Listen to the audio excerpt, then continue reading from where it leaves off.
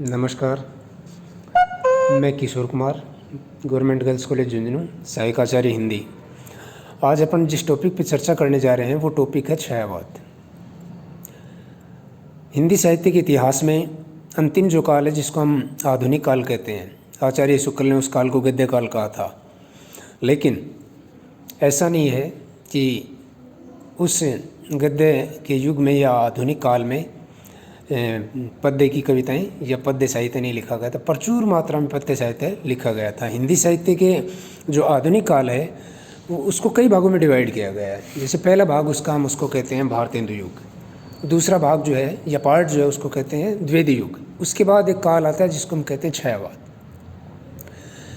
छायावाद जो था वो एक ऐसा काल था जो दोनों विश्व युद्धों के बीच में यानी 1919 से लेकर 1938 तक चला था, जिसके चार मुख्य मेजर कवि जिसको कहे जा सकते हैं पंत, निराला, महादेवी वर्मा और जयशंकर प्रसाद।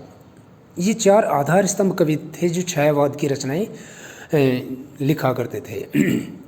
अब ये छायावाद क्या है इसके बारे में थोड़ी सी चर्चा अपन करते हैं। देखिए, औद्योगिक क्रांति सबसे पहले इंग्लैंड में हुई थी और इंग्लैंड के अंदर उस औद्योगिक क्रांति के फलस्वरूप उद्योगपतियों ने क्या किया, अपने उद्योग धंधे स्थापित करने के लिए, अपने कारखाने लगाने के लिए उन्होंने प्रकृति को अनदेखा कर दिया, अंधाधुंध उसका दोहन किया जाने लग गया। तो जो प्रकृति प्रेमी कवि जो थे, उन प्रकृति प्रेमी कवियों ने प्रकृति से संबंधित कविताएं लिखनी आरंभ कर दी थी। कहाँ पे? इंग्लैंड में। शैले, वर्ड्सवर्थ, कीट्स आदि ऐसे कवि थे जिन्होंने प्रकृति से संबंधित कविताएं लिखी, जो रोमांटिसिज्म या रोमांटिक कविता के रूप में इंग्लैंड में पहचानी जाती है। क्योंकि अंग्रेज भारत के शासक थे उस समय, तो अंग्रेजी साहित्य से उसका प्रभाव पड़ा था बंगाल के साहित्य में। बंगाल के साहित्य में गौर कीजिएगा, उसी बंगाली साहित्य में 1914 में जो पहला नोबेल पुरस्कार मिला था वो मिला था ठाकुर रविन्द्रनाथ टैगोर को, और वो पुस्तक थी गीतांजलि, जिसके ऊपर उस रोमांटिक या इंग्लैंड के उस साहित्य का प्रभाव था।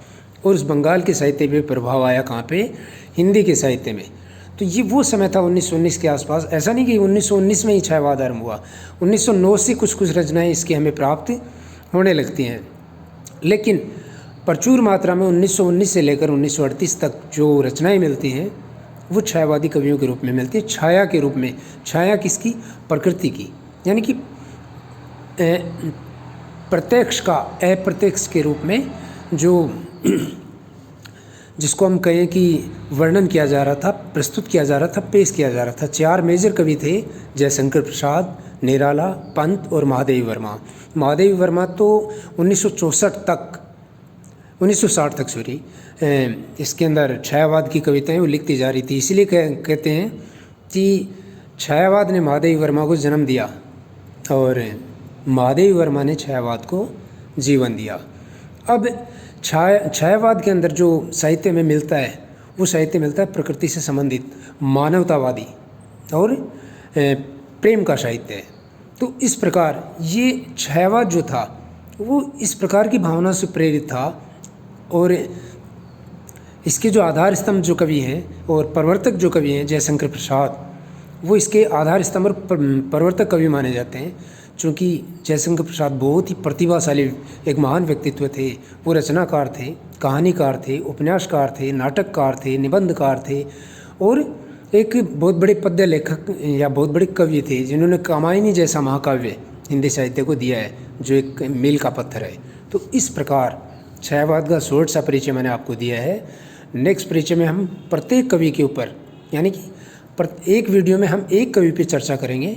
तो नेक्स्ट अगला जो वीडियो आपको मिलेगा वो छायावाद से संबंधित ही मिलेगा, और उस छायावाद में भी हम उस प्रवर्तक कवि आचार्य जयशंकर प्रसाद जो है उनके ऊपर अपन चर्चा करेंगे कि उनका जीवन क्या था, उनका कर्तृत्व क्या था। Thank you.